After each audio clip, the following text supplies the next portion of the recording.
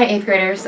Hey, so I'm sorry I can't be there today, but Mrs. Lenz asked me to kind of share my story regarding self-care and self-talk, I guess.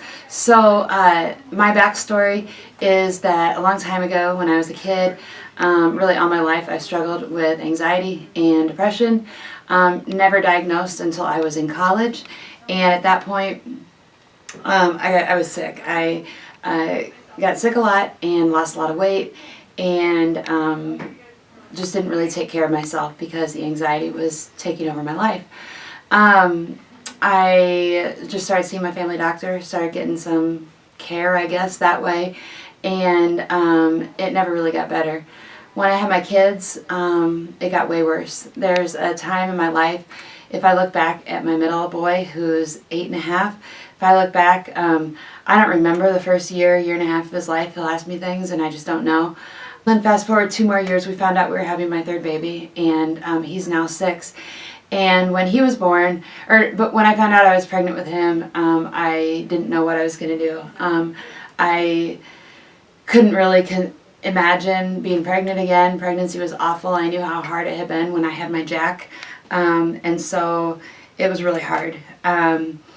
And so at that point, I knew that we needed to do something. My husband knew we needed to do something in order for me to be better and be the wife that he deserved, and the mom that my kids deserved, but then also just the me that I deserved. So, but at that point I didn't believe in the me.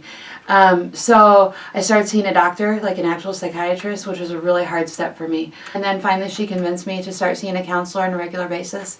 A lot of what we talked about and worked on was negative self-talk that had always been a part of my life. I remember even playing basketball, and in basketball games I would just be like, oh, you suck, you're awful, to myself. I never believed in myself. I would tell my husband that he deserved a different wife, that I wasn't good enough for him.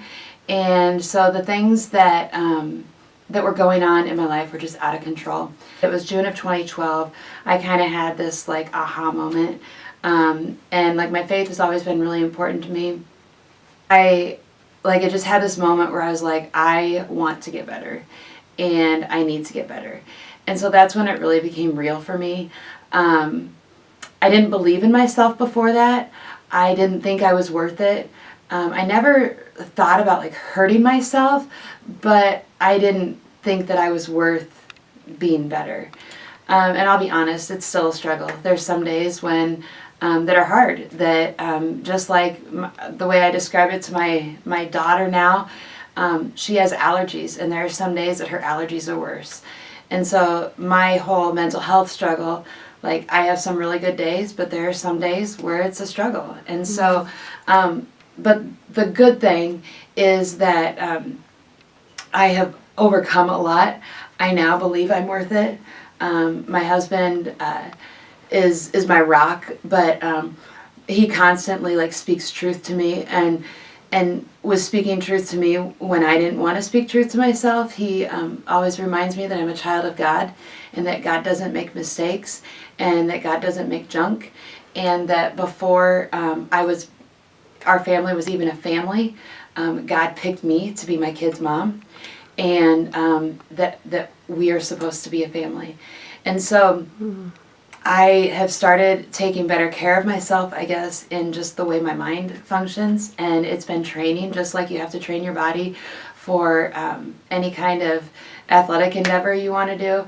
I have had to train my mind, and that's been hard. But I've seen a counselor for several years now, and I must say that when I had Sam 6 years ago, the postpartum was way better than it was with Jack, because I had built up myself to a place where I know how to talk to myself and I know what's right. But also, I'm not above asking for help now. I used to be afraid to ask for help. I thought that it would show that I'm weak, or that I'm not worth it, or not worth it. weak or less than by needing help, but now I see that as a sign of strength, that I know that I can't do it by myself. I mean, seriously, if we're all honest, like, we can't do life on our own. But I have a small group that I meet with my husband and some other couples, and Dan, my husband, is a huge support to me. My sister, it's kind of funny, now as adults we're closer than we've been, but we're struggling with some of the same things. So whether it's our growing up experiences, or whether it's our genetic makeup, or maybe it's some of both, I don't know, but I'm not alone, and so that helps me a lot. And then I also fall back on my faith, like, God is there. I was going to tell you that exercise is super important. I know that, but I'm not practicing it right now. I tend to emotionally eat and not exercise, which both of those things together are not really a good thing, but I'm working on it. So, actually I'm not. I won't lie. So anyway, I guess what I want you to know is that it's a journey, and there are always good days, but there are some bad days.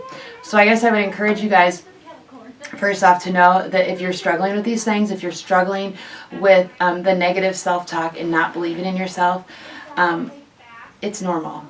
And I hate that it's normal, but it's normal, and a lot of us deal with that. And so, but know that you don't have to stay there. Like, it's totally possible, even if you've done this to yourself and talked this way to yourself for so long, it's totally possible to change it, because you can always get better. And I guess the other thing that you need to hear is that you're worth it. And maybe you don't believe that right now. Maybe you don't feel like you are worthy of getting better or talking positively to yourself. But girls, I am so serious. Like, it's good, and you are worth it, and you deserve better. So I guess if anybody ever wants to talk to me about this, I'm more than happy to. It's scary to share your story, but in the same light, I think that part of the reason I have gone on this walk in life is so that I can help other people. So I'm willing to talk, I'm willing to listen, and I think it helps just to know that you're not alone. So don't be afraid to reach out.